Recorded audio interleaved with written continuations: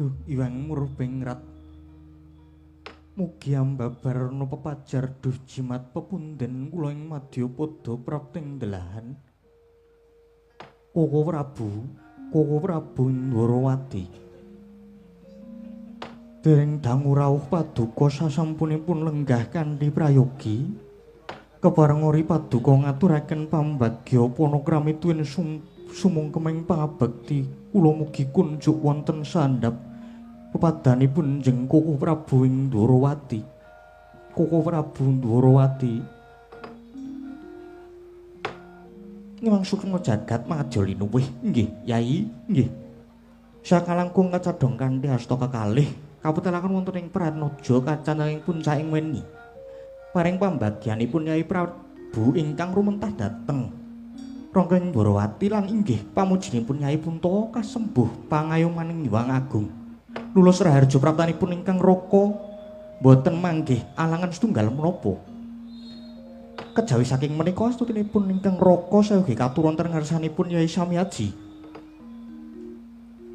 Gurawalaning panampi kula paring pangestawanipun Koko Prabu sanget kula pundi saengga jimat paripih. Samangke mugi kaskecak nuanggenipun pinarak lenggah Koko Prabu. Inggih Yai, inggih. Sampun boten kirang prayogi.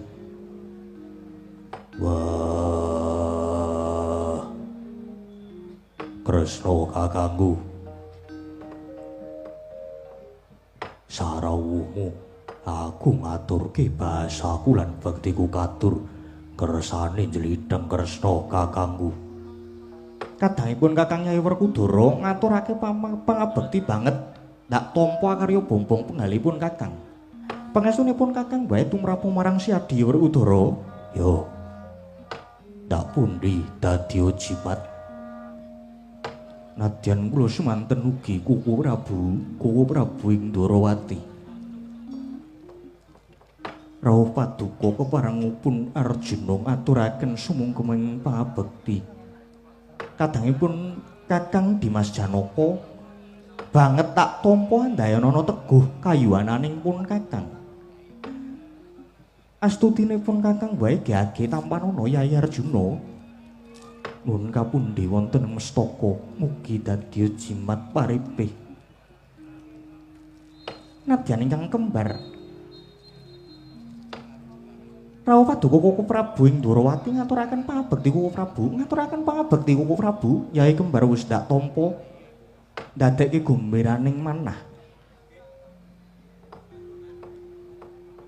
Koko Prabu prasasat negari Ngamarta kadidine kajugrukan Wukirsari kablebat samudra madu. Inggih awit rawuhipun Koko Prabu krana nalika Koko Prabu dereng rawuh anggen kula ngentosi rawuhipun Koko Prabu pepindhanipun kadidene ngentosi kumambanging sila Kresna sileming baeta gabus. Nanging sasampunipun Koko Prabu rawuh minangkaning menapa ingkang dados panyuwun kula.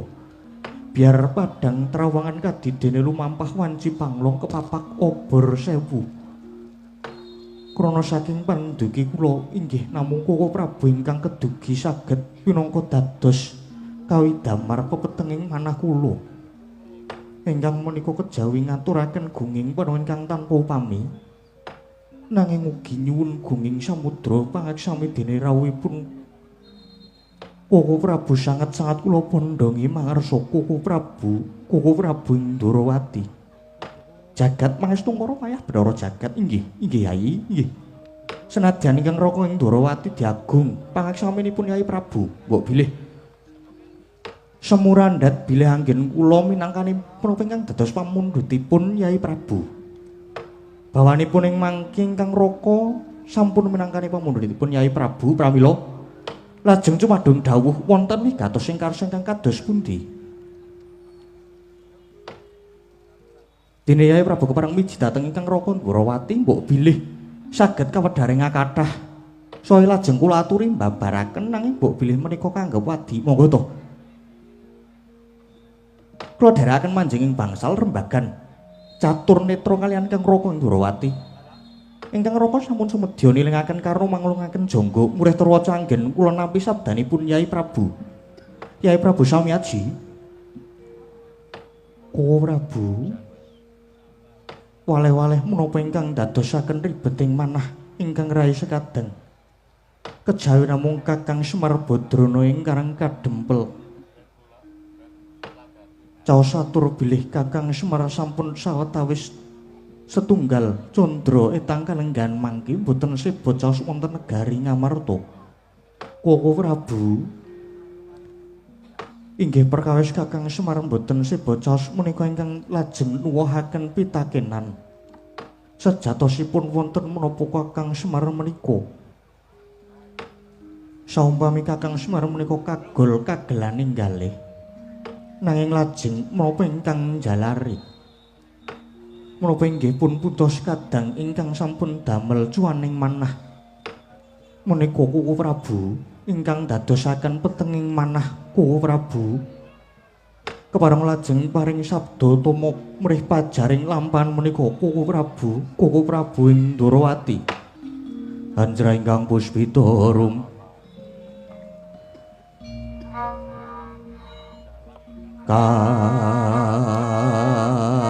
kasiliring samira nomre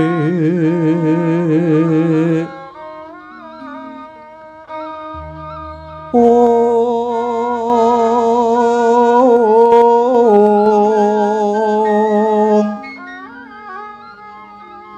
sakar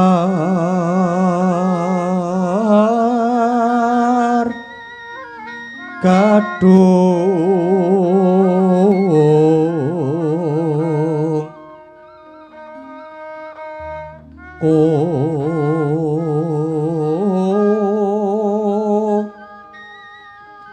ngas kadanyo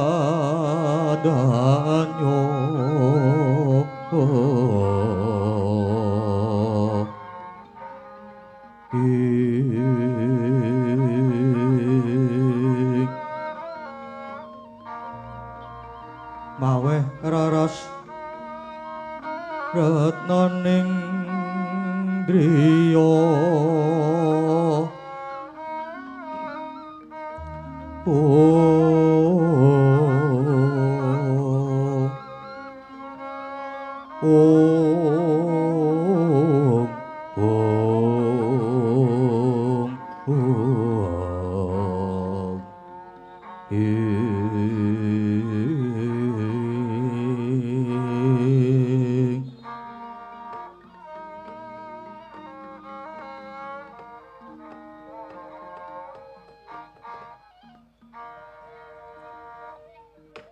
Ngimaksudmu jagat mangadya linuwih Yai. Sampeyan sampun boten badhe karempit menapa ingkang dados sabdanipun Yai Samyaji.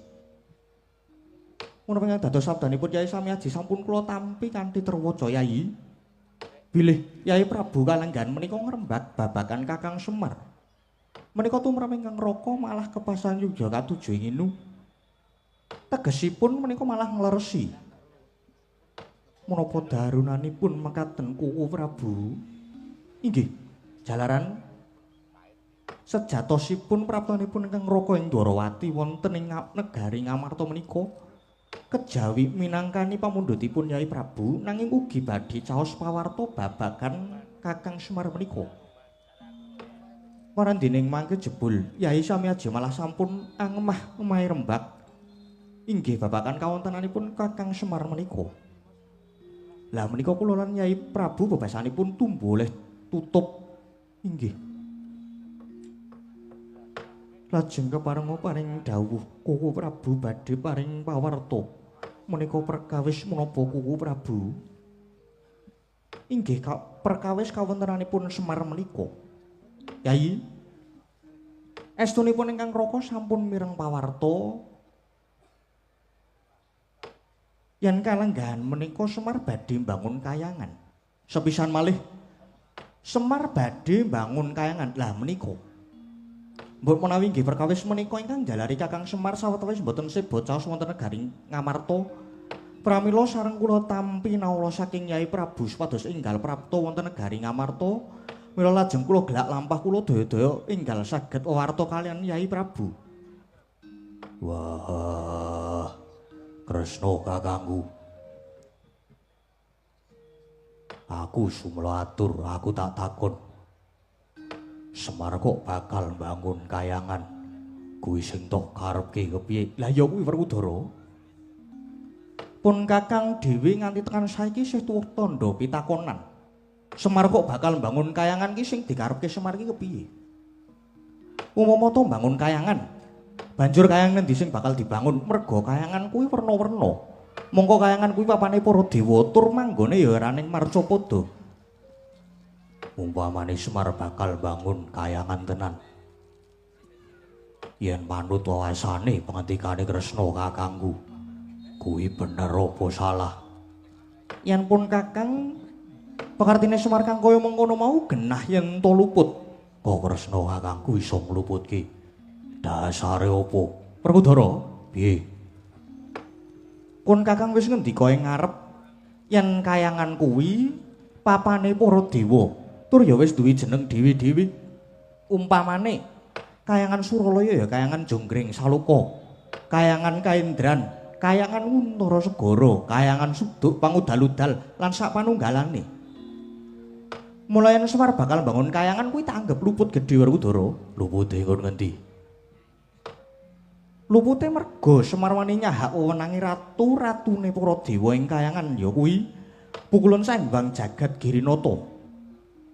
Dadi umpama bangun kudune sing menang bangun ya Pukulan Bathara Guru, dudu Semar. Merga Semar mapane ana Marcapada. Kuwi rak merga mung panemune Kresna kakangku wae.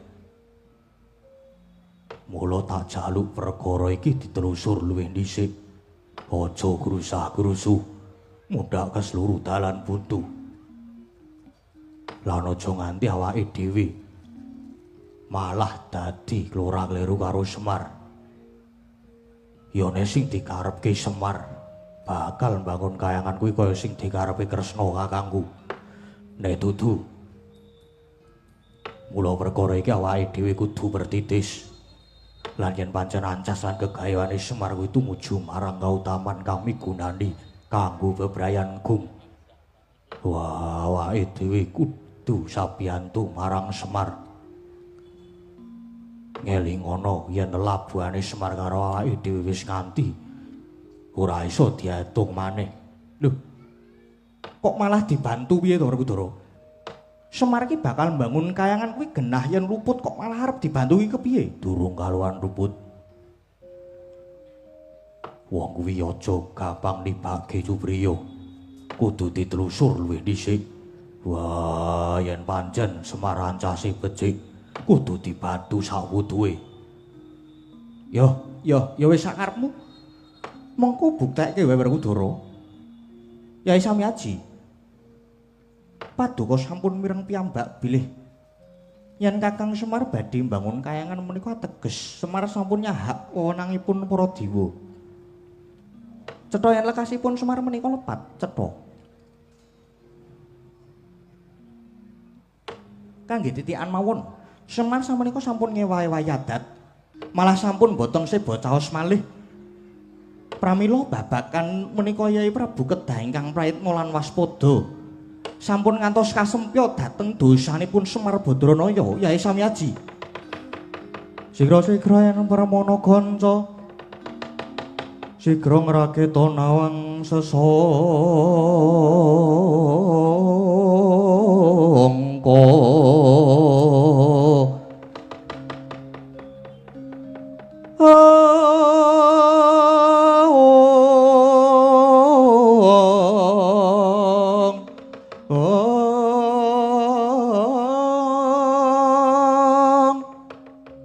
Kuyang lenggahing Sri Nalendra ambek marwa sing sang katriku mulung mangrempak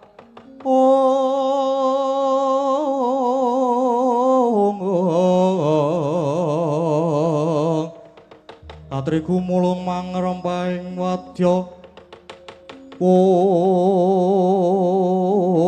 Rada guru reka giri-giri Eco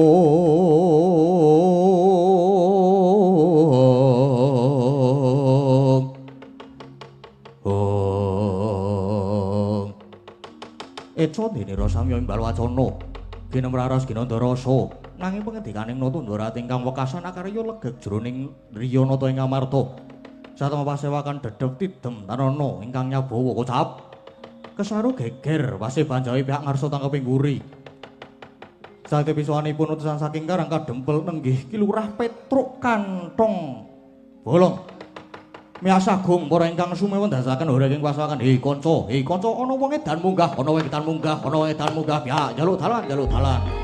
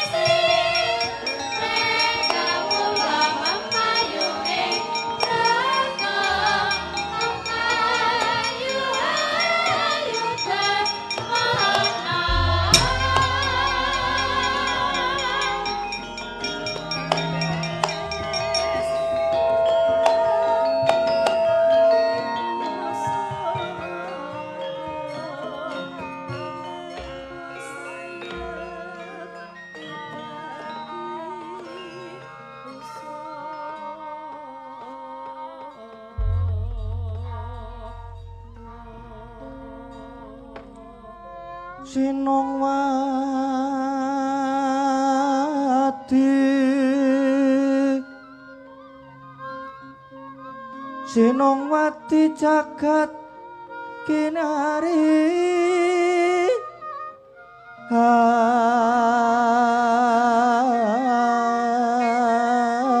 among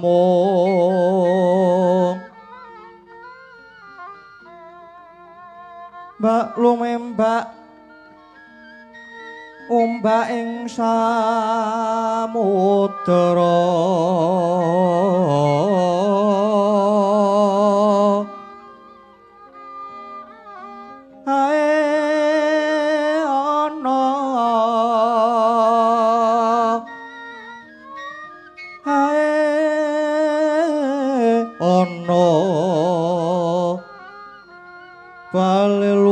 tambak kanggeng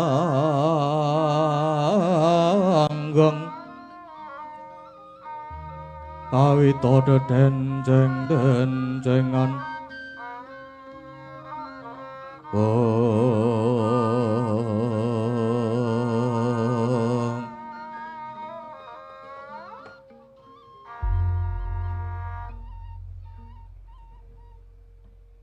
Petruk kanthong bolong iki. Nggih.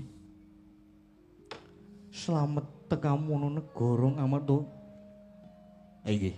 Nggih. Slamet suwun kula wonten ngersa paduka suwun Prabu Puntadewa. Slamet mboten mangke alangan suwiji napa? Bekti kula katur nggih, Den. Andekno Linggaya. Petruk ngaturake bekti tak tampa. Pangestuku wae tampanana Petruk. Nggih.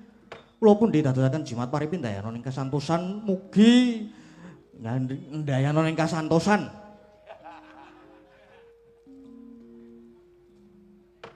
Ndara Werkudara bekti kula, Den. Ya Petruk tak tampa pangestuku tampanana. Sangat kula pundhi dadosaken jimat paripun dayana ing kasantosan. Ndara Janaka bekti kula katur nggih, Ndara. Den bekti kula katur, ndak ra sopan kok nek nganggo tangan mburi terus. Ya Petruk. Pangestuku wae tampanana nggih. Sangat dadosaken jimat paripun dayana ing kasantosan. Ndara kula, ndara kembar kemanikan. Ndara Nekula, ndara Sedewa. Bekti kula katur, Den. Ya Petruk tak tampa, ya Petruk apa pangestuku wae tampanana, pangestuku tampanana Petruk. Nggih. Sangat matur nuwun. Mugi dados jimat paripun dayana ing kasantosan, mugi dados jimat paripun dayana ing kasantosan. Sinuwun Prabu Kesnra, anu Kresna, kula anu apa bekti kula katur nggih, sinuwun. Ya Petruk tak tampa pangestuku wae tampanana. Nggih, sang kula pundi dadosaken jimat paripun dayana ing kasantosan. Ndara Setyaki bekti kula nggih, Den. Ya Petruk. Pangestuku wae tampanana. Nggih. Saya dadosaken jimat paripun dayana ing kasantosan. Ora kok kabeh dayana ing kasantosan ben saya sentosa. Saya rasa. Iya. Nggih, nggih. Kula niku bar tabrakan ning malah saya rasa. Iya ya Petruk mangkono. Nggih, nggih, mekaten. Nggih namung ngabari kemawon mbok menawi enten sumbangan-sumbangan. Ya Petruk mengko tak sangoni beres. Yes, sukses. Petruk wonten dawuh. Esmu sumengko pengawak Bajrabayana wigati apa? Tumuli matura Petruk kanthong bolong. Nggih. Awit pasang kaliman tapi pira-pira lodoni dumawaing tawang tuwang. Kebareng matur mbok bilih wonten lepat anggen kula matur samangke. Panjenengan kula caosi pangapura. Lho. Kosek lehmu matur ki kepiye Petruk? Lho, lha pripun? Kuwalik. Wah, kuwalik pripun? Lah sing leres niku pripun? Kudune rak yen kula lepat nyuwun pangapunten. Ah inggih tiba padha-padha ngaten.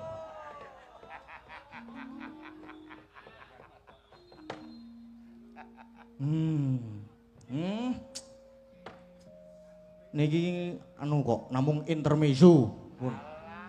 Gampangane nggih nyuwun pangapunten waleh-waleh menapa. Waleh-waleh menapa sinuwun. Suwan kula menika sejatosipun dipun kengken Kakekne Semar. Dene aturipun Kakekne Semar nuwun sewu. Saderengipun badhe kula tirakaken murih sampun ngantos wonten tembung sudaning titipan miwah undhaking pawarta. Mengku karep piye tembungmu kuwi Petruk? Nggih. Margi racak ingkang wonten menika malah undhaking pawarta sudaning titipan undhaking pawarta.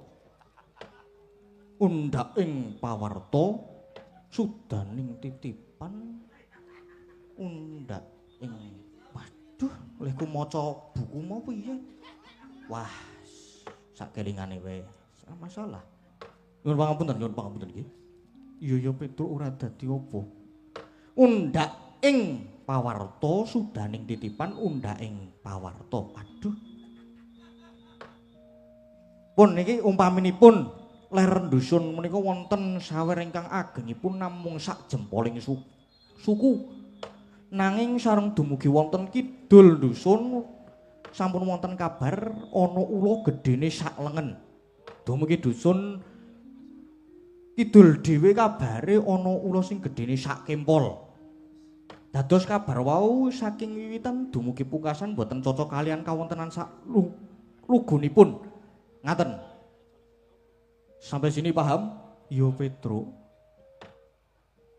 Banjur tembung sudaning titipan menika adaan saking nginggil grojok-grojok dumugi ngandhap namung kricik-kricik.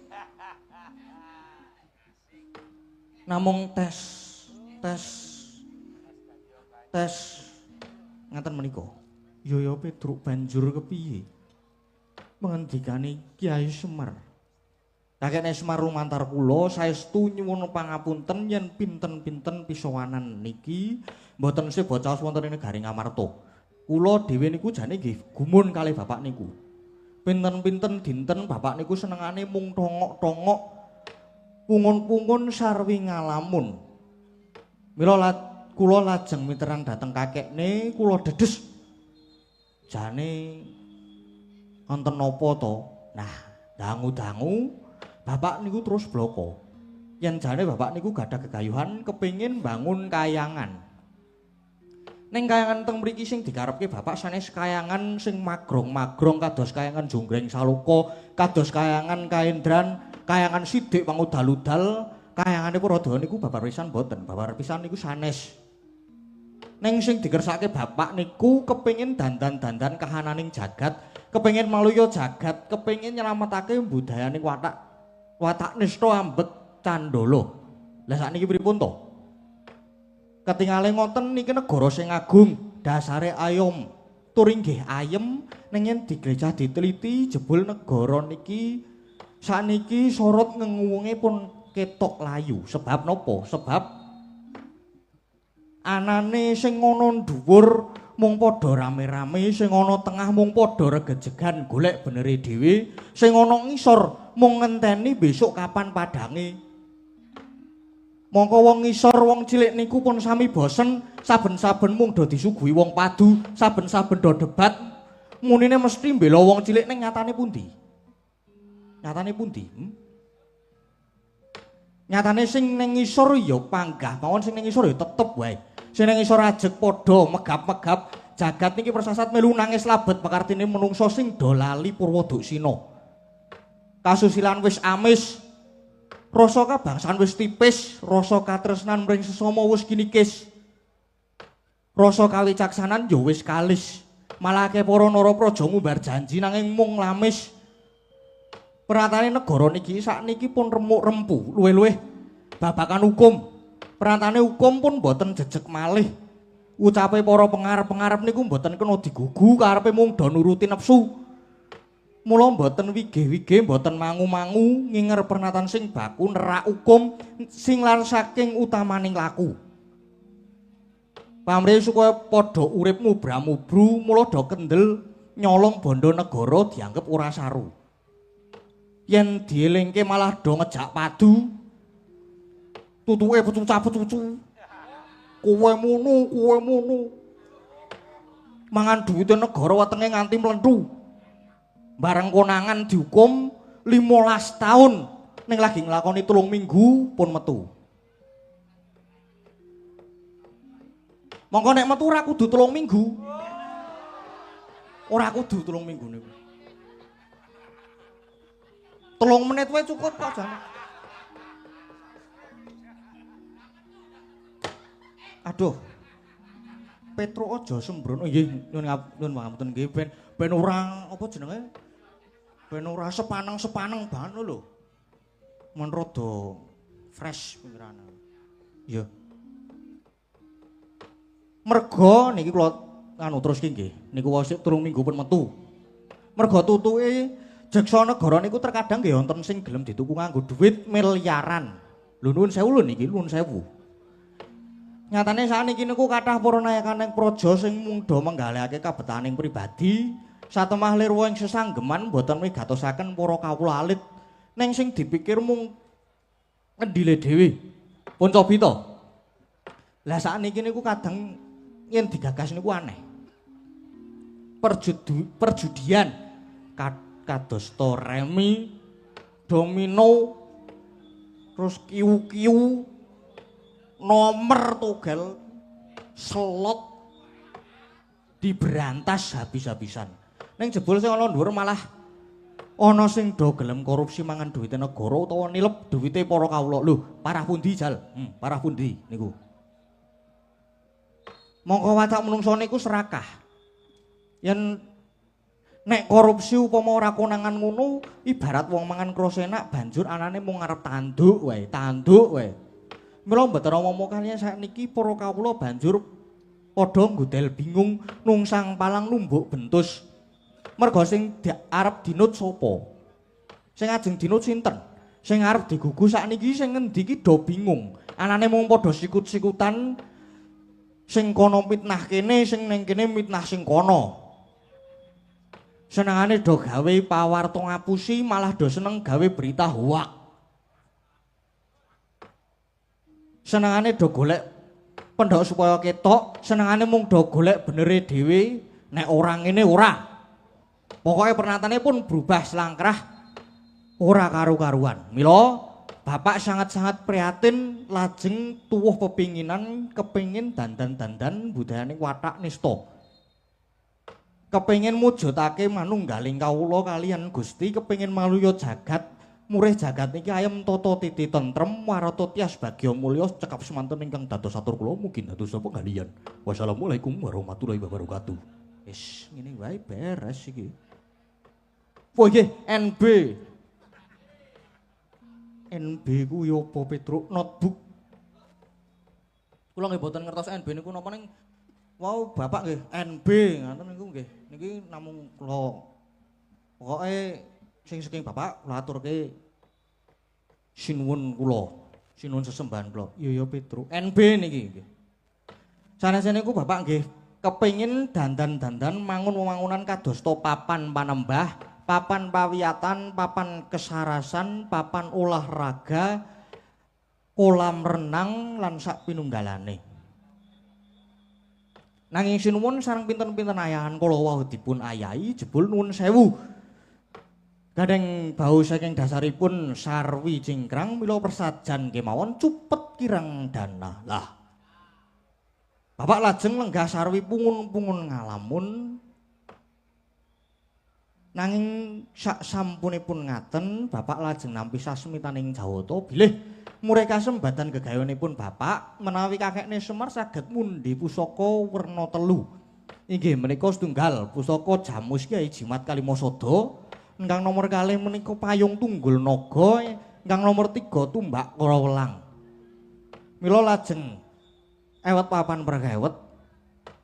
Ing atase mung batur kok badhe nyuwun ngampil pusakaning ratu, menika mboten pinanggih ngakal lan nalar. Mila bapak lajeng matah mitungkas dhateng kula truk.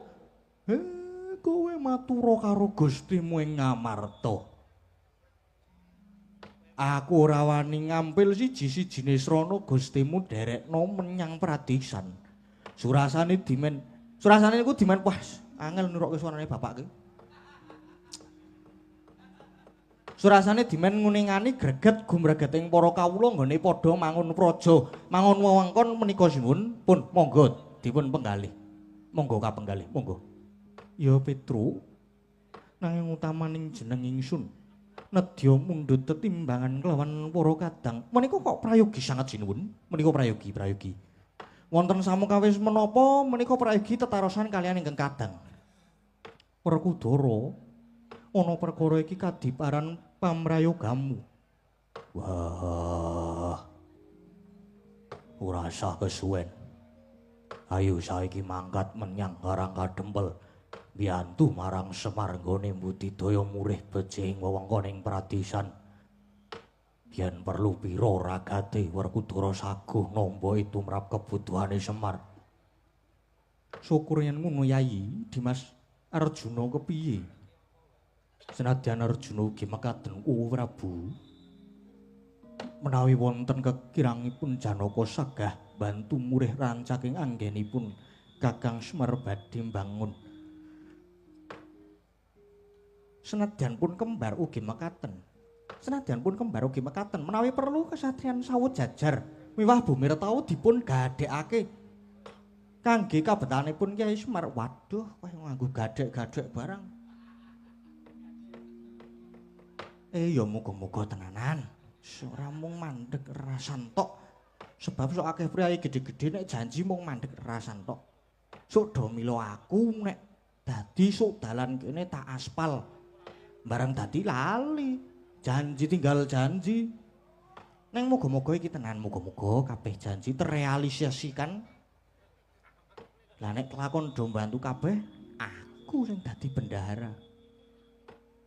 Petruk ndeleming ngopo? Mboten kok. Mboten. Mangirumin Yai. Megat 5 sawetawis sareng Yai sami aji nampi aturipun Petruk kok lajeng aturipun ingkang raka mboten kapenggalih. Nuwun sewu sinuwun. Semunipun sinuwun Dwarawati kok mboten rena ing penggalih kawruhana Petruk. Kawruhana menapa? Ora. Aku tak meneng sik. Lho, lah kok semunipun boten rena ing penggalih Petruk kula wonten dawuh Koko Prabu kok bakal ngersake mundhut ngambil pusaka Jamus Kalimasada. Oh lah ngaten. Lajeng badhe kagem napa niku? Negara Dwarawati lagi ketaman pagebluk. Bisane mulya rengkaning praja lamun ditumbali Jamus Kalimasada. Oh ngaten nggih. Dadi cethane Dwarawati sagedipun mulya rengkaning praja menawi dipun tumbali pustaka Kyai Jimat pustaka Jamus Kalimasada. Ngaten. Mengkono Petruk. Oh lah nggih. Monggo mangsa bara anggenipun badhe menggalih. Neng nuwun sewu lho, nuwun sewu niki. Dwarawati menika ingkang jumeneng nata Sang Marting Jagat Sinuwun Prabu Sri Bathara Kresna. Monggo menika nadyan titah swantah nanging titising Sang Hyang Bathara Wisnu dewaning kabagyan. Monggo Wisnu niku tukang dandani jagat, tukang ngayomi jagat. Lah yen negara Dwarawati sing ratune titisaning Wisnu wae negarane kok iso ketaman pagebluk, mendah negara liyane kaya ngopo rusake. Mongko negari sanes-sanesipun ketingalipun malah ayem mawon kados Ngamarta, Pancala, Panggombakan, Wirata, Mandaraka, Lesanpura, Kumbina ketingalipun nggih ayem-ayem mawon mboten wonten napa-napa niku. Lah kok jebul Dwarawati ingkang ketaman pagebluk ning ngatos-atos lho sinipun, ngatos-atos. Engko gek-gek niki Kresna palsu. Bahaya. Jalaran jaman sakniki barang mitasi niku kathah lho. Kathah sanget niku. Iya Petruk, sakniki wong nyewake sandangan wayang wae akeh. Aning kok iso ireng ya iki ya. Kok iso cemani ya nek nyewa sandangan. Ning tetep ngatos-atos lho niki. Mila jumbuh kalian atur kula ing ajeng sampun ngantos wonten tembung undhak ing wawarta sudaning titipan mbok menawi nggih wonten mriki niki jumbuhing tembung menika. Pramila yen kula wonten mriki niki jumbuhing apa jenenge? Yen kula prayogi negari Dwarawati dipun uningani, dipun taliti langkung rumiyin yen cetha-cetha Dwarawati nandhang pagebluk. Monggo nanging menapa mboten langkung prayogi kangge menggalihake kawulane dhisik. Yen wis cukup lagi mikirke wong kono-kono. Lah wong sing kene wae mbutuhake kok malah arep dienggo bantu wong kono-kono. Pripun niku? Tur malih sinuwun menawi wonten karang kadempel pustaka Jamus Kalimasada niku mboten badhe pisah kalian Paduka. Nanging menawi Jamus Kalimasada sios katur dibeta wonten Dwarawati badhe kangge tumbal.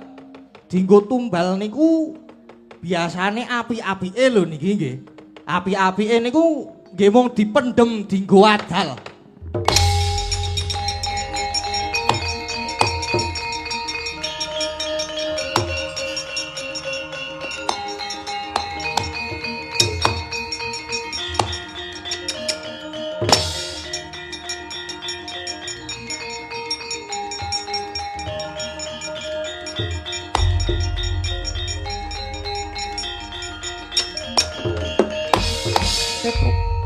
kepeksa ingsun ingkang paring wangsulan.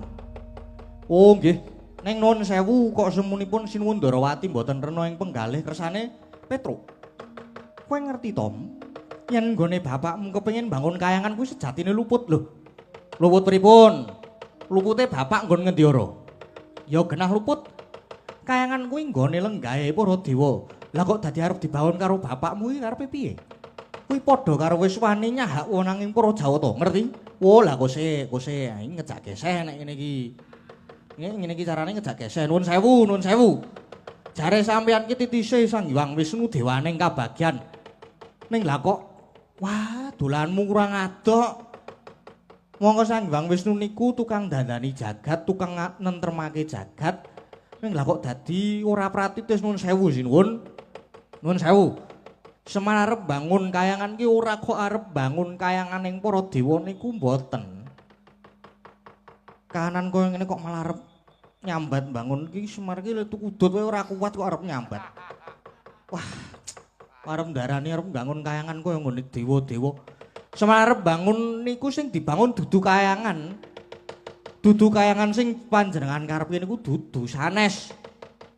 Ning sing dibangun niku kayangane para menungsa. Tegese ajeng dandan-dandan budayaning watak nista, dandan-dandan pakartining menungsa sing do nungsang palang lumbuk buntus niku. Kaya ngono kok Semar disalahke. Mikir Mas, mikir. Lha lah kok kowe dadi malah wani nuding-nuding karo Semar, karo Kresna, kok malah wani sakecap padha sakecap. Ingsun iki ratu lho Petruk. Lah nggih kula niku ngertos jenengan niku ratu. Ning apa nek ratu, apa nek Titis Wisnu ki ora kena kleru. Eling nggih dan eling. Sampeyan niku arep Titis Wisnu ning isih kesandangan kulit daging ora bakal iso wal saka ina lali salah apes. Terus apa dupeh nek dadi ratu niku terus banjur sawenang-wenang. Njur midak wong cilik kaya kula ngoten iki. Dadi ratu mbiyen nek ora tak coblos ya ora bakal dadi jenengan niku. Barang dadi kok terus semangkean. Wah, iki Kresna iki senengane kok. Wah, malah saya ndodro kowe Petruk. Anggepmu apa? Anggepmu apa? Posen Semar arep bangun kayangan luweh-luweh kok malah arep nyilih pustaka Ngamarta aku rasa rujuk. Mergo Semar tak anggap luput. Lah rak iya to. Sampeyan niku duwe panguwasa ning panguwasa niku ampun dinggih nguasani, Mas. Ning panguwasa niku dinggih ngayomi kawulane tur ora waton ngluputke. Nek ngonten niku jenenge ngluputke sing ora sepihak. Ngluputke ning mung sepihak. Ora ditaliti dhisik gegayuhane Semar kepiye sampean kesurupan apa to jan iki? Wah, wis kesurupan. Wah, jan iki ngerti gegayuhane Semar iki apik kok malah ora gelem bantu. Wose aku tetep bakal nrenggalani sing dadi karepmu, Truk. Aku ora lila yen Semar arep ngambil pustaka Jamus Kalimasada tumbak Krawelang apa dene Payung Tunggul Naga. Mula ayo saiki kowe bali opo Petruk? Bali ning Karang Kadempel. Oh lah kose nek iki tetep salin bubukan nek iki. Apa nek sampean ratu ki njur Petruk wedi ngono? Petruk ki ora wedi karo sapa wae. Aku ki meng gatel ora arep penrenteng. Petruk ki ora wedi karo sapa wae. Lah mbok dewa to, lah mbok ratu to. Nek luput ya kudu tak waneni. Oh lah. Cethane kowe nantang karo Nata Ndarawati, kowe wani karo aku Petruk, mboten nantang, mboten wani. Ning sing kula waneni niku pakarti sampeyan niku mergo aneh. Aneh iku piye aneh Kresna saiki kok dadi nasar. Malah saya nyecamah. Wani sakecap padha sakecap. Wis Petruk, ora prayoga. Dia diniya ana ing setinggil. Mergo kene dudu papane wong padu, kersane pripun? Ayo metu njaba lho, metu njaba pripun maneman? Wah, arep metu njaba. Ki jane mok wis kenceng lho iki. Ning dadi kendhu mergo waduh lah omonganku ki nek ora kena direm karang bar tabrakan terus sarapku saru ki malah nyambung meneh. Ayo wis ora iso ngrem sing saru-saru aku. Kersane pripun? Metu njaba. Ayo Petruk metu njaba wis rasa kesuwen. Ayo metu njaba Setyaki Arjuna melu aku Setyaki Arjuna. Nggih. Kula tega.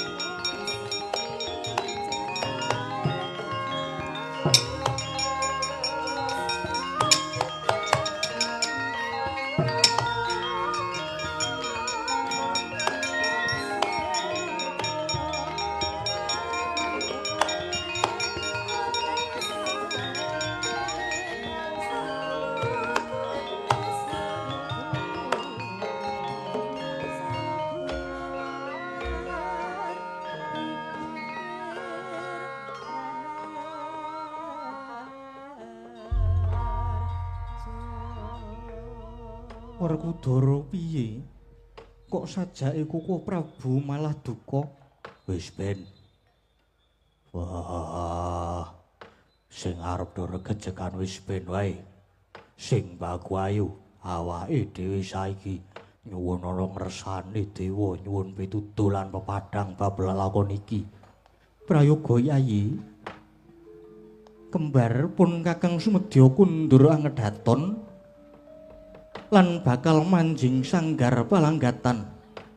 Bodolna sangyaning kang amblabak aning paseban inggih ngestakaken dawuh. Sirih kesemanten genti Kocapo.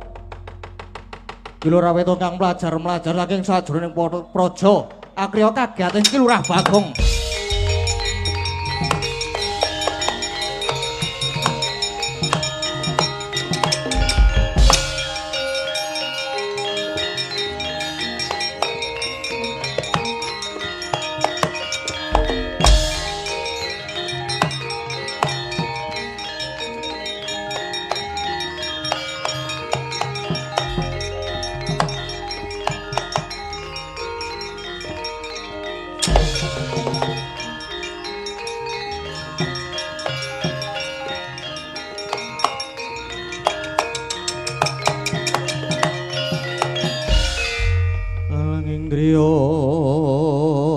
Mangungkung kanduhan rimang lirlena tanpa kanin yen antulusa mengkudyah utama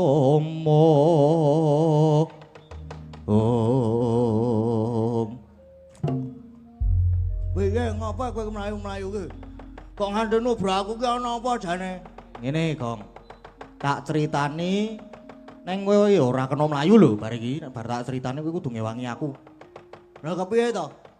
Aku iki mon jero wis ngaturke apa sing dadi dawuhe bapak, wis tak aturke kabeh nang resani Sunan Prabu Puntadewa. Heeh, lah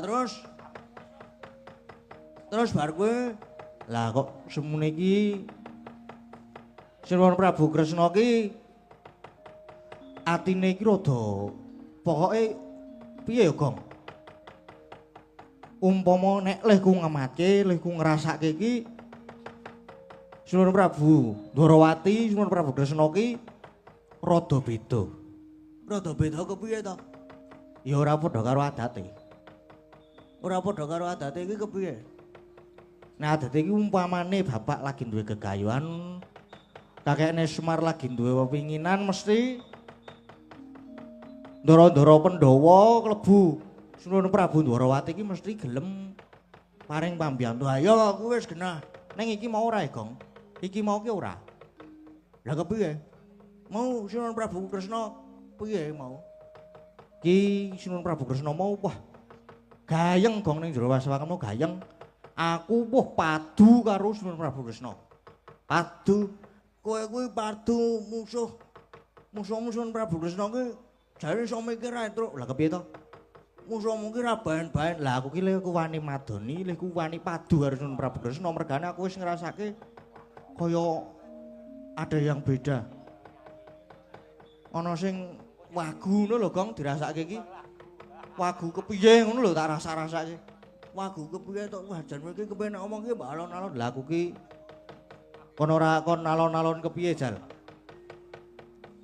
Bar aku padu berapa wis kon metu njaba aku ya mlayu to, Gong. Metu njaba oke. Ayo aku metu njaba aku wis metu Tak enteni karo ngono lungguh-lungguh karo ngombe es teh. Nggo es teh sapa mau langsung tak ombe ben. Nah dedet butuhe ngelak to nyaut ngene wong wis sanggre mubeng rada mubeng sithik terus ngetok karo santai kae wis ndarani es teh dhewe. Heeh, terus Sinuwun Prabu Kresna ngawe sapa jenenge?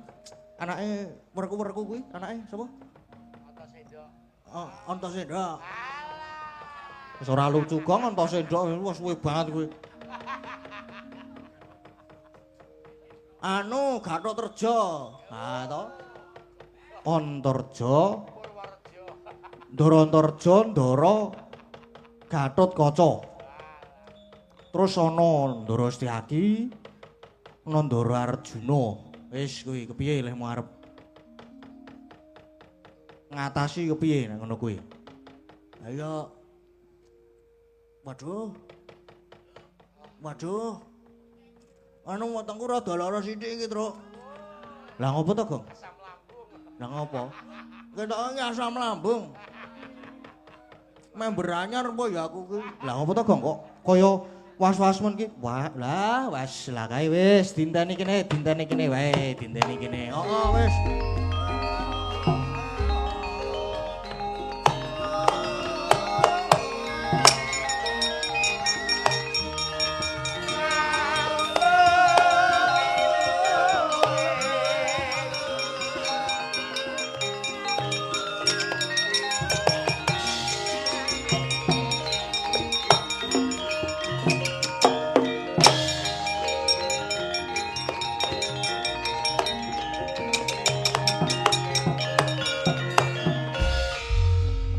Antasena. Heeh.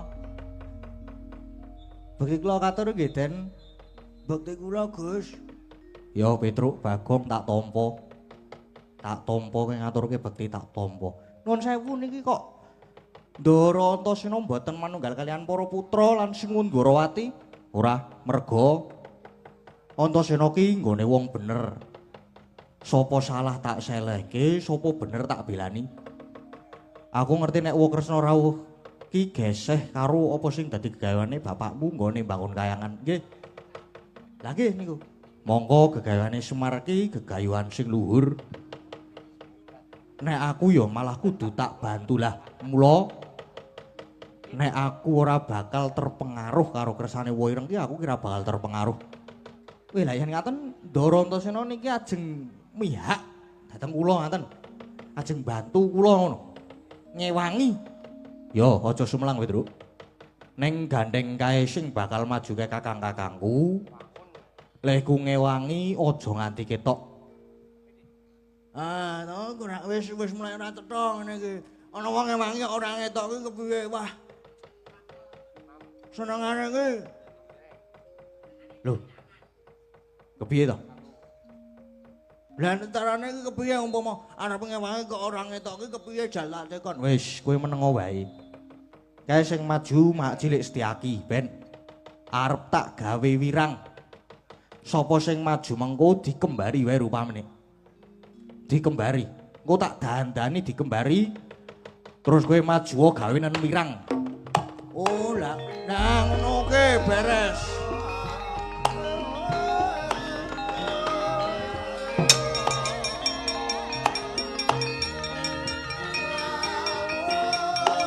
Bagong rene.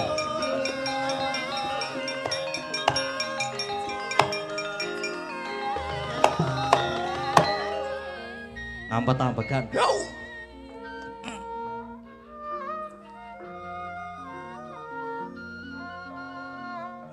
Gejluk lemah ping 3.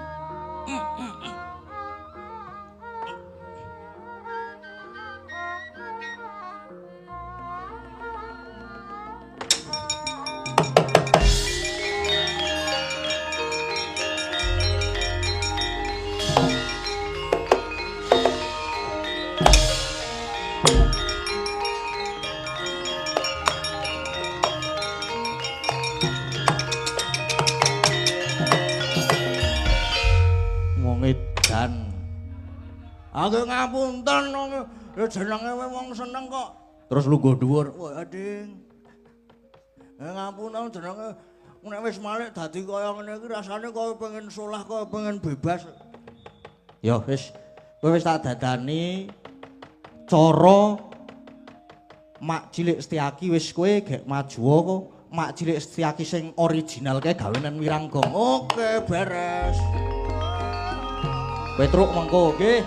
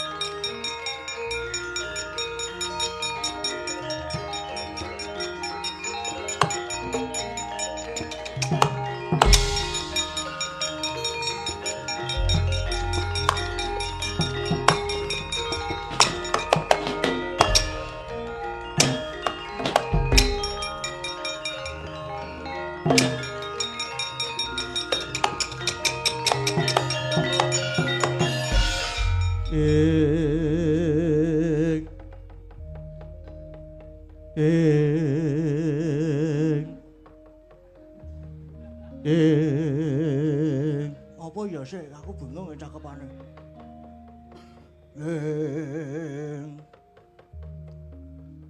Sigrabala kang tumingal prangajampu samyong atali.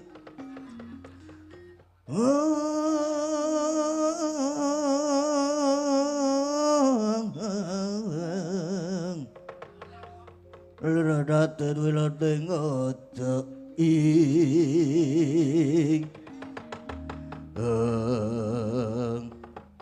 keparat murang toto ana sing wani ngembari karo Setyaki ora sabagian kudu sing tanpa kudu kowe wani musuh Setyaki apa ora keparat ayo dibuktekke sapa sing tenan sapa sing Setyaki tenan ayo maju secangkah tak gendangi sak playumu anu sak polahmu.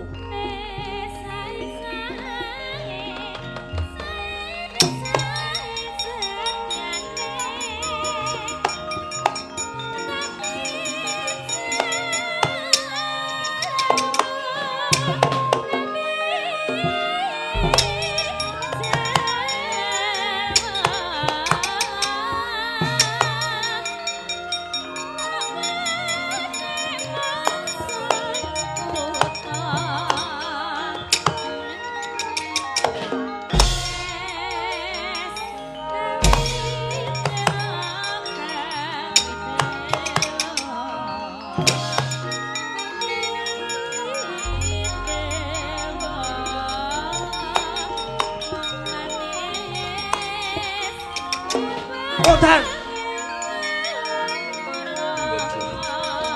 Ayo sabato. Ayo sabato.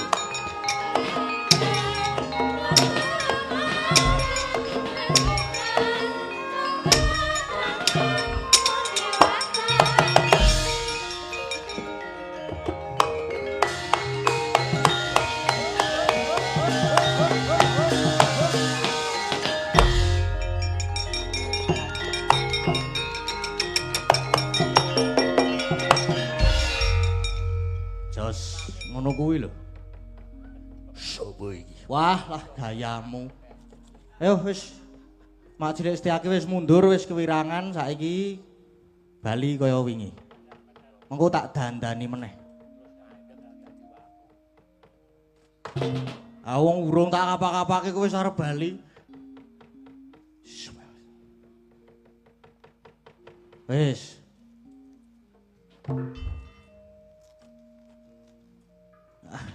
Jan, puas aku nek ngene iki carane. Puas tenan aku iso. Mirang-mirangke ndara sencake iki puas tenan aku. Saiki kae Petruk kontene, Truk, rene Truk. Ya. Pripun, Ndara? Saiki genti kowe sing tak dandani. Oh, siap beres. Kula dandani sinten? Tak dandani dadi Kakang Gatotkaca. Wah, lha kula mboten saged mabur. Kula niku ora iso mabur. Nek dandani Gatotkaca kudu iso mabur. Wis mengko rasa sumelang. Kowe rasa sumelang mengko tak damoni mengko mebur iki iso. Ah. Yakin. Iki tenan truk iki bukan sulap, bukan sihir. Tenan? Iya. Wis ngampet-ampekan.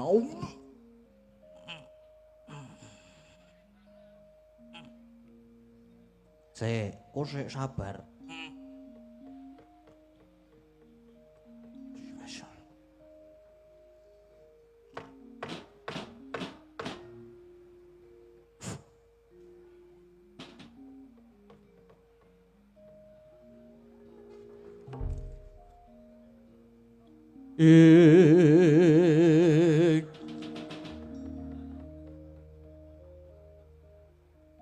Arep ngopo? Mboten. Nggih namung ngaten niku kok. Apa to klerune iki? Gimana ketok gleleng ngono lho. Wis ora rasa kesuwen gek maju. Kakang Gatotkaca diundurke. Apa perlu digawe wirang, pokoknya digawe mundur, digawe wirang. Oh, siap beres. Aman.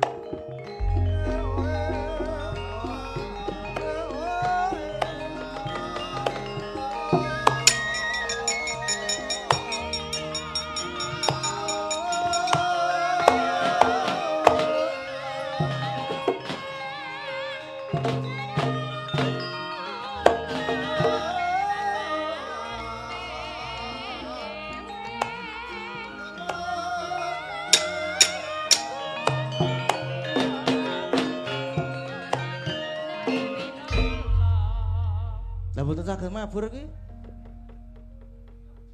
Wah, Dring. Lali aku. Rada nyerak rene.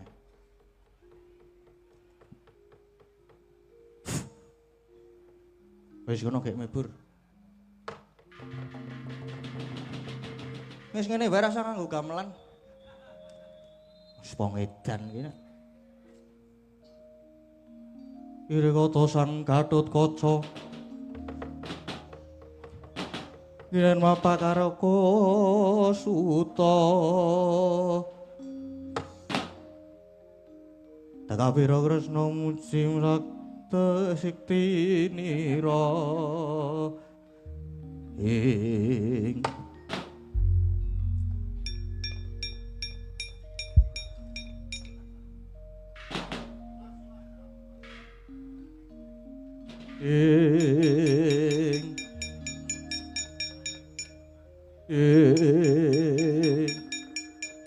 Sawa Gatotkaca.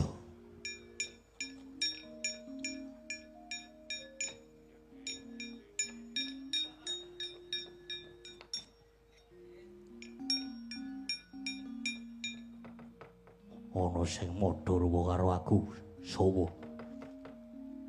Gatotkaca, kowe sapa? Aku ya Gatotkaca. Kowe sing sapa? Ayo. Petruk Kanthong bolong ana ngendi? Petruk Kanthong bolong ana ngendi ora usah mbok dhelekake. Ora ana sing ndeleke Petruk Kanthong bolong. Anane Gatotkaca padha Gatotkaca. Ayo saiki didu Gatotkaca karo Gatotkaca. Ampuh Gatotkaca sing asli apa sing kawe? Ayo didu, ayo.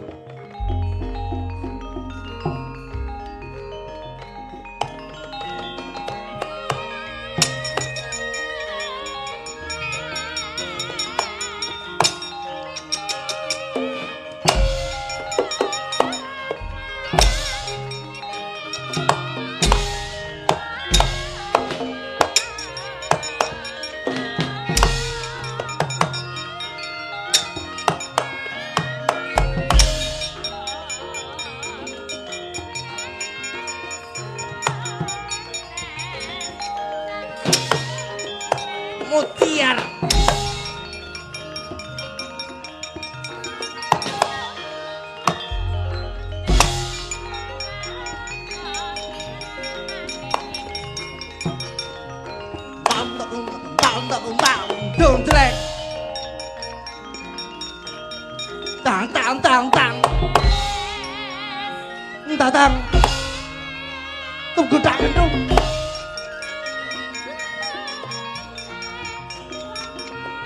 tudahlah kentung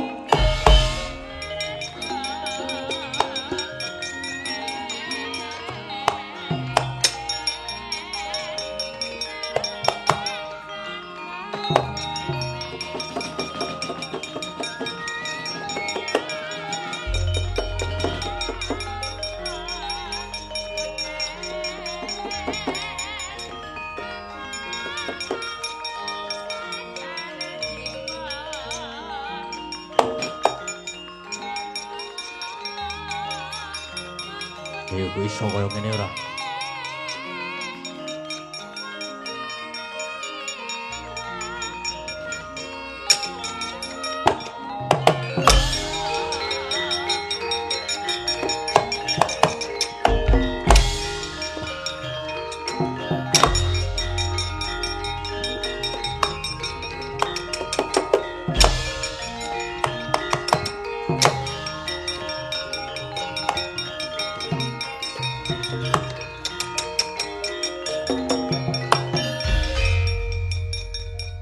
Dimas Gatotkaca pun mundur mawon. Ana sing madha rupa dadi Gatotkaca. Apa iya? Pun boten sah majeng bangane dipadani karo kono. Ngono Dimas? Ya, inggih. Ning tenan ora apa-apa rasa maju pun boten sah timbang kewirangan ya. Ayo.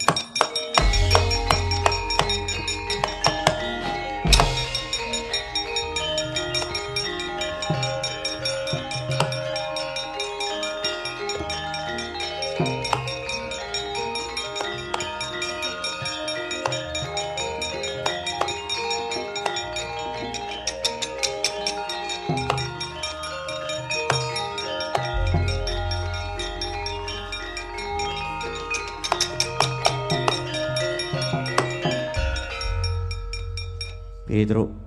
Pun beres. Kula pamirih kula mabur terus tak uncalke. Wis ben. Ning ya nyatane isin kewirangan kok. Lah iya. Tur Kakang Antarja barang ora sida maju kemu. Mesti dikandani Kakang Gatotkaca nek maju mung kewirangan. Lah nggih. Terus sakniki pripun? Gawe sing maju iso ana siji meneh. Sinten? Sinten sik maju? Wah, nika. Ndara Janaka. Lah iya. Ya mung kurang siji kuwi meneh Bagong rene tak dandani. Oh, oke beres. Aku nek kon dadi Janaka senenge ora njamak dadi wong bagus. Serada gleleng sithik ora apa-apa. Yo. Cekat.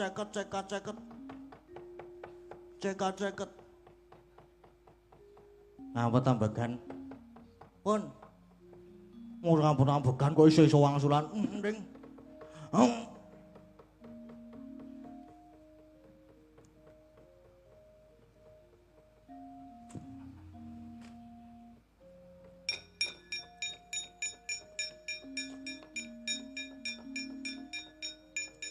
Wis gek maju. Iya.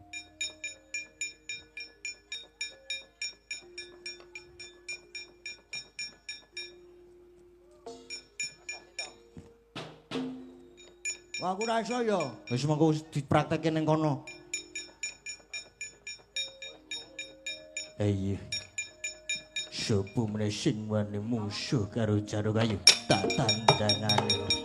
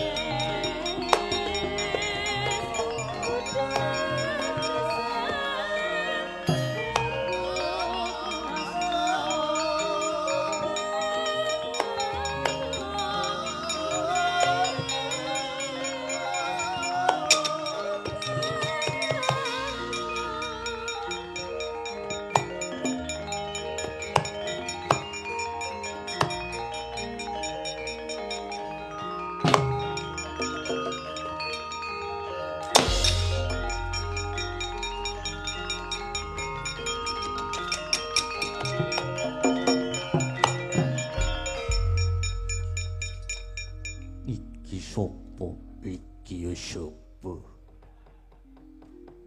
Wani-wani padane karo candaku.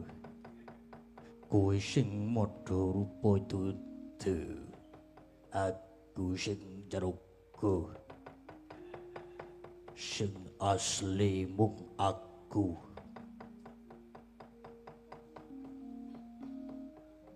Kowe madha rupa karo Arjuna ya. Kowe ngaku kowe sapa? Sing ngutune ngaku kuwi kowe. Arjuna kok raine ireng. Arjuna ki wong bagus. Kaya aku Prada raine.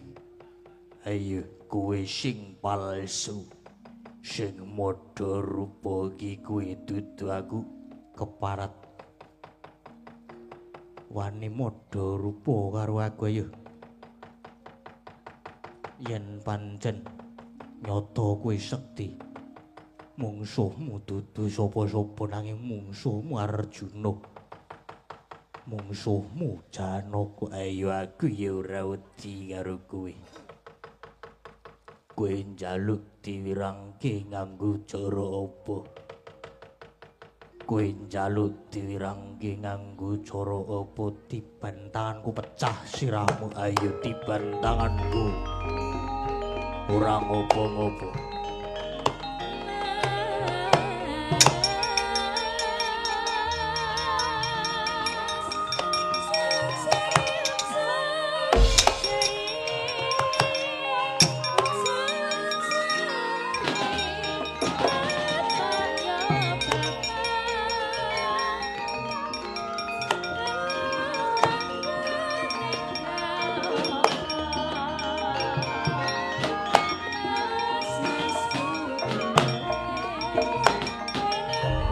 Tudel atuh.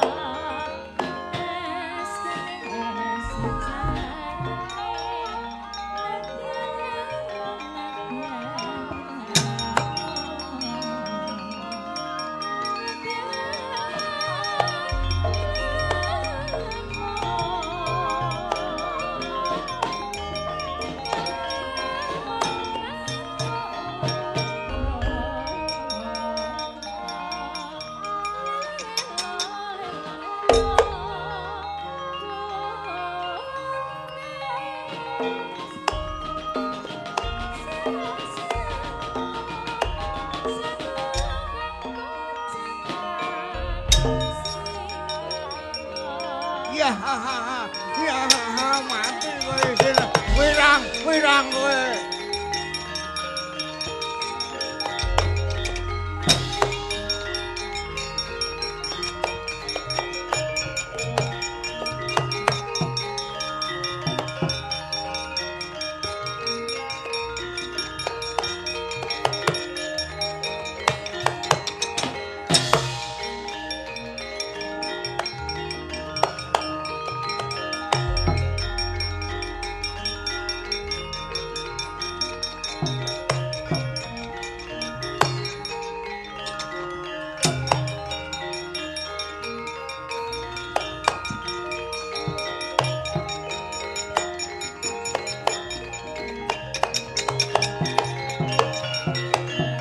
Nyai Arjuna rumangsa diwirang-wirange karo Bagong karo Petruk.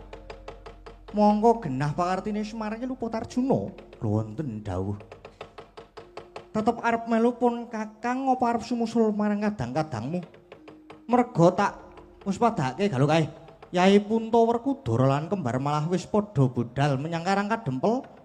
Mongko galuh pusaka katelune uga malah wis uncat saka gedhong pusaka. Nggih. Kula nderek Koko Prabu kemawon lajeng keparengipun. Wis ayo. Nderek pun Kakang golek srana kanggo gagalake kang dadi gegayane Semar nggone bakal mbangun kayangan Arjuna. Monggo kula dherekaken.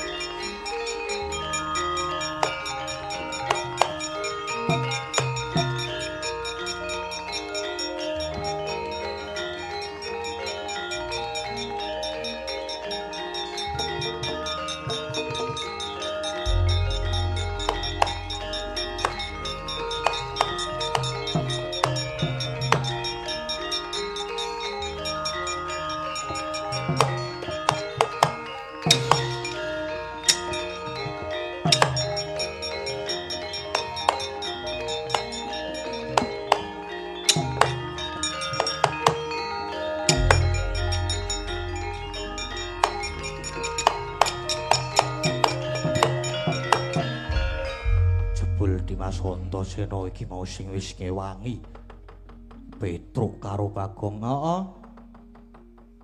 Lah iya lah. Wis ben wae lah wa Kresna karo Mamana Arjuna malah do lunga ning kene iki ya. Wah, ya senajan wa Kresna kae sing Sang Hyang Wisnu nanging isih kesandangan kulit daging dadi ora bisa wales kok ino lali salah lan apes. Mbok menawa Prabu lagi kemendungan, lagi peteng jagate satemah banjur kalimput budine banjur nguja hardaning kanepson. Mula nek lagi ngono kae ora perlu ditutke, nek perlu dielingake kalimputing budi wa Prabu. Mula iki mau pancen aku ngewangi Petruk, ngewangi Bagong. Merga Antasena ki watake sapa sing salah tak selehke, sapa sing bener tak belani. Banjur prayogane kepiye Dimas? Ya prayogane kepiye Dimas Antasena? Wis saiki ngene. Perkara wa Kresna lan Paman Janaka saiki do lunga wis ben wae. Malah prayogane saiki awake dhewe mengko prapepunden Pandhawa ning Karang Kadempel lelakon iki tak aturke ana ngersane Kakang Semar. Prayoga Dimas ayo. Ning Karang Kadempel wae. Ayo Kang.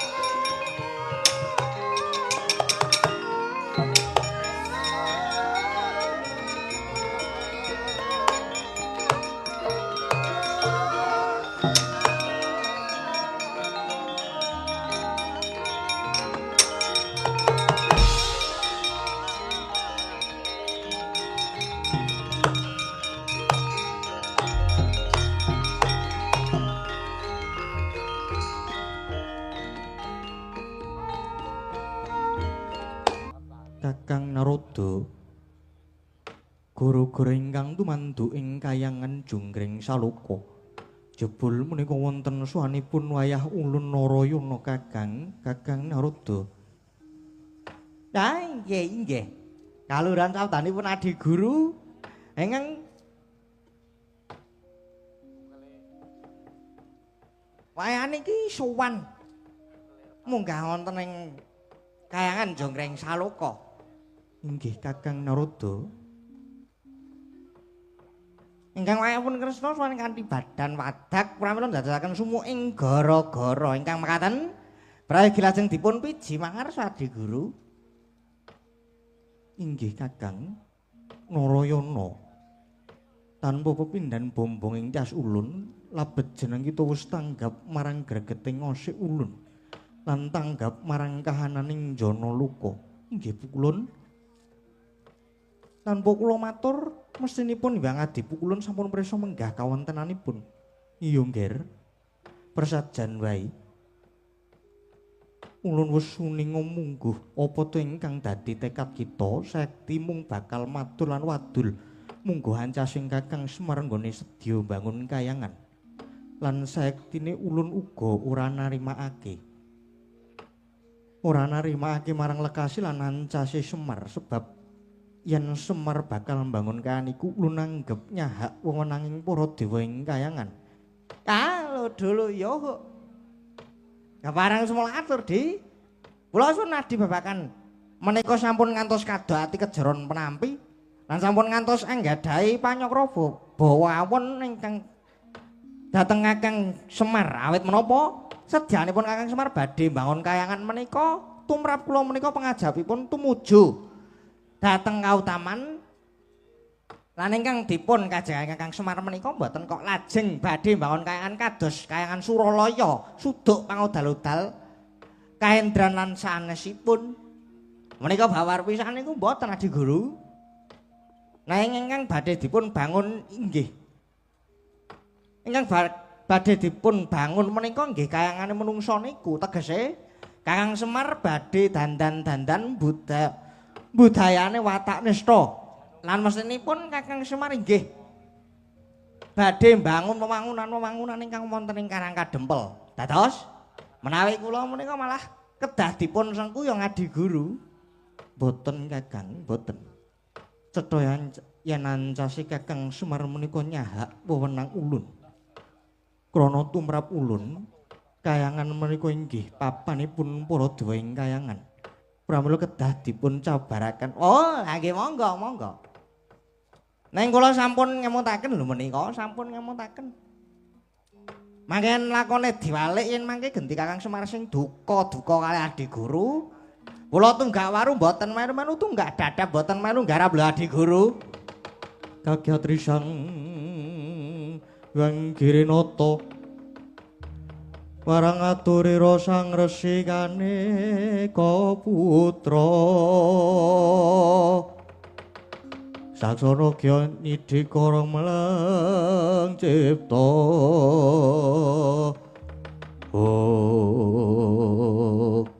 sampun Kakang sedaya badhe kula dadaki Narayana kita ayos melang ulun uga sabiyantu sedya nyabarake sedyane Kakang Semar. Waduh matur sembahan pun pulun Yaya Kresna Yayi Permoni Durga kula wonten dawuh pulun kita wae bebarengan lawan Kaki Kresna mudhuna ing Marcapada ngungkih Budi Sarana nyabarake kabeh sing dadi sedyane Kakang Semar. Inggih dhateng sendika. Nanging lajeng kados pundi prayoginipun lampahan caranipun gagalake. Mangsa borong nggon kita gawe karti sampeka. Purbawasisa ulun paringake marang jeneng kita Durga. Inggih ngestakaken dawuh. Nuwun pamit pukulun. Nadyan kula inggih nyuwun pamit pukulun Durga lan Kresna ingkang padha prayitna ngati-ati.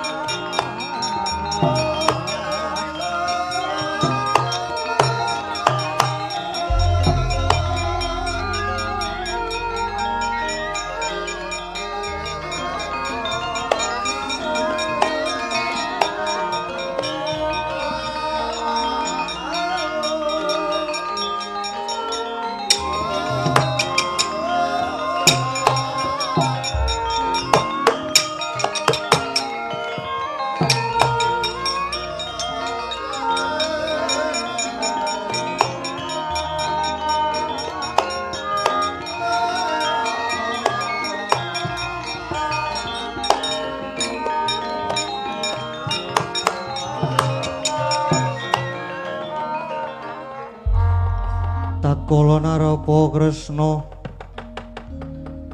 tandula sanyakra ring Resi Jahnawi Suta kamunggah kalihira ing rata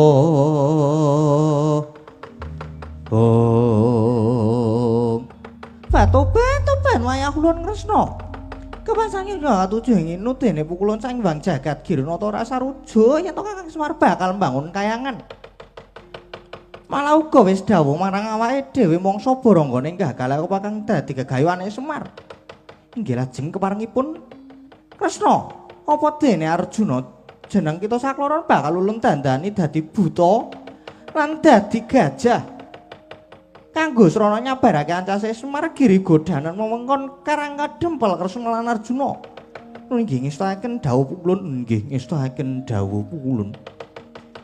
Wis, megang napas ulun siji karo yo ngger.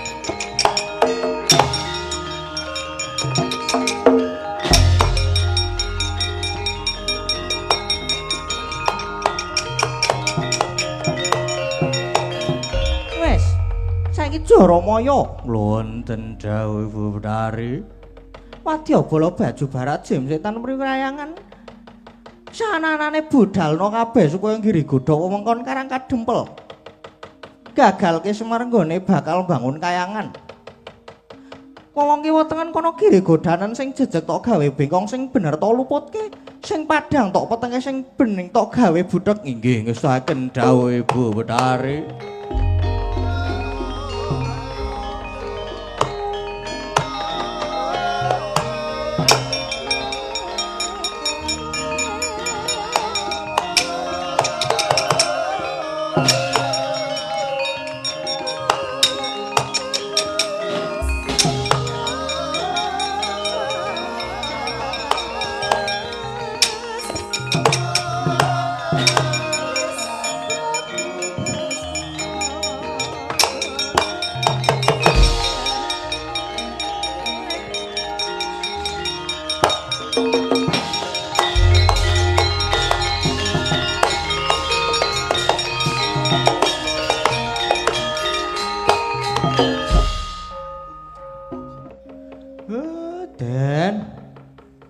Kula sangat ngaturaken gunging panuwun ingkang tanpa pami.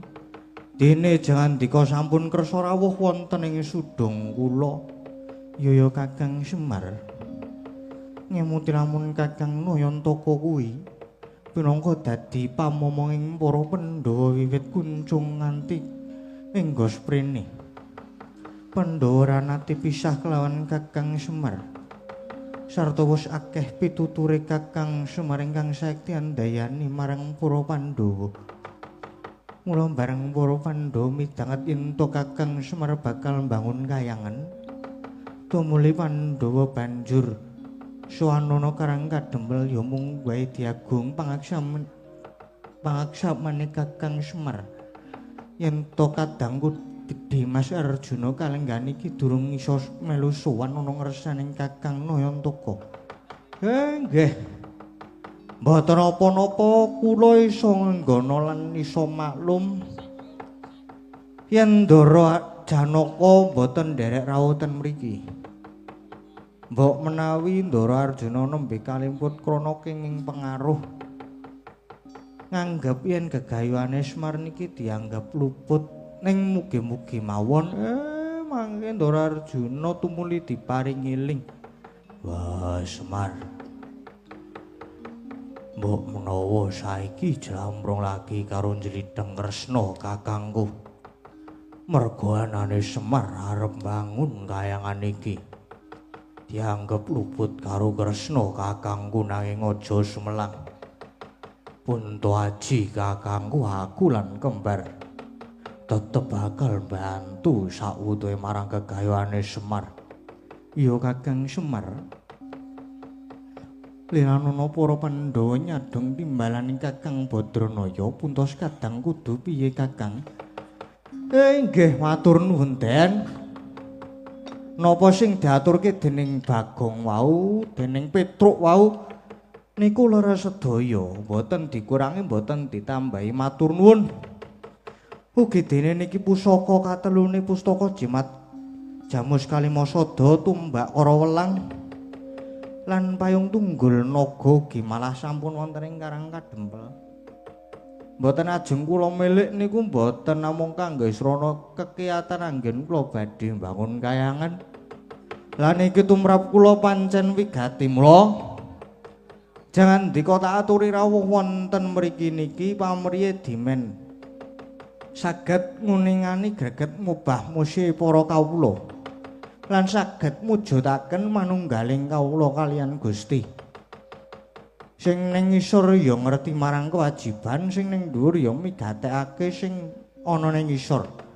Pangajabe supaya urip wonten ing Madyapada niki kebak katentreman adoh saka memungsuhan lan tansah dicaketake dening sanak ruang mitra karuh kersane rumaket leda seduluran urip sing samat sinamadan daya dinayan bantu binantu margi tumrap kula wong urip ning alam padang niki nek duwe musuh siji niku wis kakeyan, ning nek duwe sedulur 1000 niku rasane isih kurang mawon.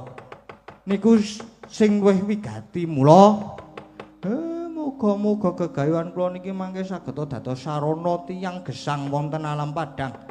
Tansah tumindak utami atekan ati suci pepayung budi rahayu niku Den.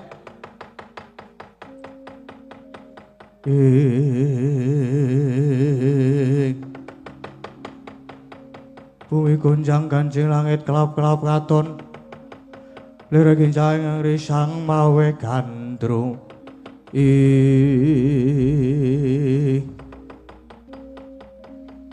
kabeh pengendikane Kakang Semar mesti bakal tak pundi. Kang mengkono banjur tumadung dawuh Kakang, pun sakniki jengandika sedaya kula aturi suminggah. Semene sawetawis wonten sudung kula jalaran iki mangke mboten ketang namung sak gebyaring tatit badhe wonten pacoban. Jalaran pacoban niku nggih pinangka pangungkaling laku. Ya Kakang, aku ngestuake dawuhe Kakang Nayantaka.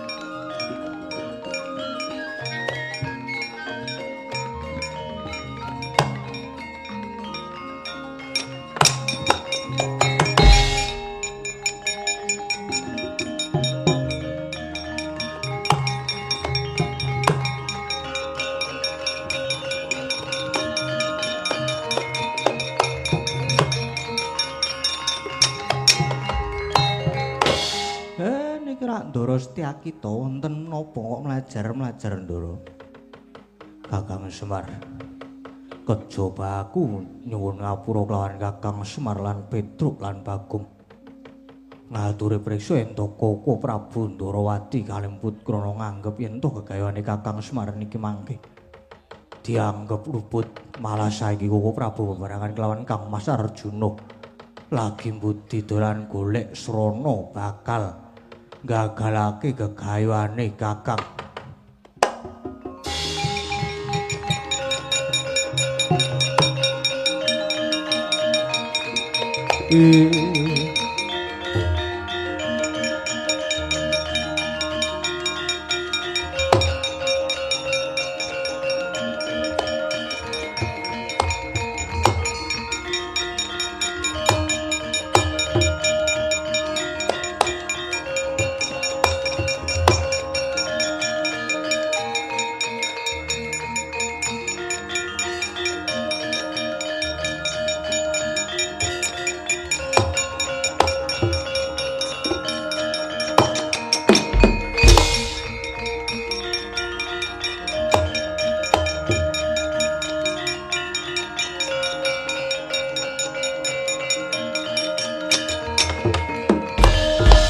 Kilurah Badranaya lamun wis ndemuk marang kuncungira. Sadyana parigawe satemana wujuding cahya kang mijil saka jagate. Nempuh dhateng Gajah Badar sejatining wujud Raden Arjuna.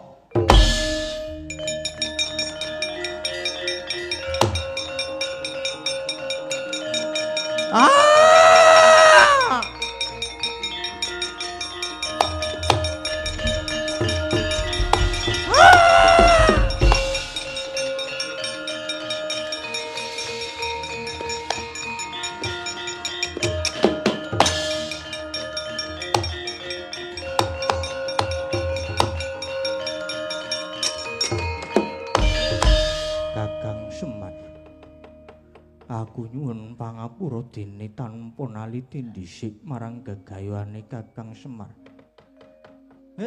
Inggih Den, nggih.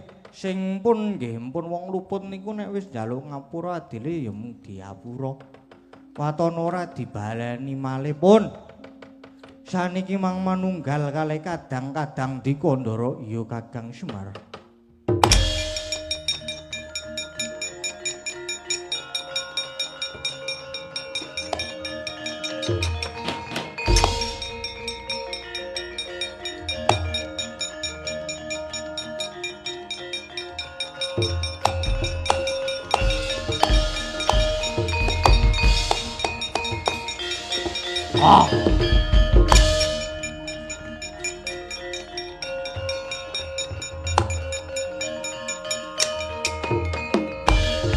Oh, Dalah Semar. Kowe manuta dadi wangsaku. Merga kegayanmu dianggep luput dening dewa. Aku kang dadi utusaning dewa sedya nyabarake gagalke nggonmu arep bangun kayangan. Dosa luputku karo kowe iki apa? Lan meneh gegayuhanku iki gegayuhan sing utama. Kok aku diluputke iki karepmu kepiye? Aku ora gendak sikara karo kowe. Aku ora luput, aku ora dosa karo kowe. Lah kok arep munasika karo aku ki apa ora kualik? Iki mengko kowe sing kena walat.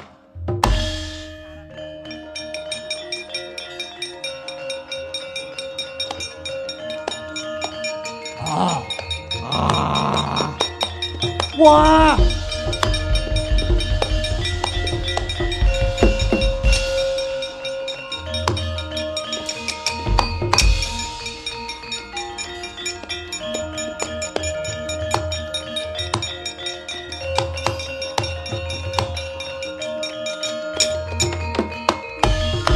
Kakang Semar, nadyan dikepiye wae Kresna kalah pratitis karo Kakang Semar. Nyatane bae aku malah kesiku. Kakang, aku nyuwun ngapura Kakang Semar. Nggih punten, nggih. Lelakon iki dipendhet hikmahe mawon nadyan pintaranjara langit. Bebasan bisa ngikel jagat. Nanging isih kedunungan ina lali salah lan apes Den. Sak beja bejane wong lali isih beja wong kang ngeling lan waspada pun. Purnaning lampahan niki mugi saged dados sarana tumuruning kanugrahan lan tentreming jagat raya. Rahayu, rahayu, rahayu Dara.